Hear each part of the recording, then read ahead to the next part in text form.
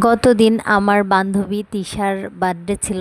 তো অনেক আগে থেকেই ভাবছিলাম যে হলে যাব ওই দিন, কিন্তু হঠাৎ করে প্রচণ্ড অসুস্থ হয়ে যাওয়ায় রেডি হয়ে আর বাইরে যেতে ইচ্ছা হচ্ছিল না, তো হুটহাট বোরখাটা পরে চলে গেছিলাম।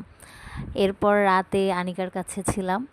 সকালে কোনো একটা কারণে আমাকে খুব তাড়াতাড়ি বাসায় আসতে হয়েছিল। তো বাসায় আসার সময় বোরকাটা পরার পরে রিকশায় উঠে একটা তো জহু হলের সামনে থেকে আমার এই বোরখা দেখি যে গলায় টান লাগতেছে, পরে দেখি যে বোরকা পুরো গলায় পেঁচাই গেছে। আসলে এটা কোটি সিস্টেম বোরকা ছিল, তো এজন্য মানে বাতাসে কখন যে চলে গেছে আমি খেয়ালই করিনি। আসলে অনেক দিন পরি নাই, তো এই জন্য আমার মনে ছিল না। তো যাই হোক, আজকে আমি বলবো যারা মা বোনেরা বোরকা এবং শাড়ি পরেন তারা রিকশায় ওঠার আগে অবশ্যই অবশ্যই সেগুলো ভালোভাবে গুছিয়ে নেবেন, না হলে যে কোনো সময় অনাকাঙ্ক্ষিত কোনো দুর্ঘটনা ঘটতে পারে। আমি আগে অনেকের কাছ থেকেই শুনতাম যে এরকম কিছু হয়, বাট আমি চাক্ষুষ প্রমাণ পাইলাম যে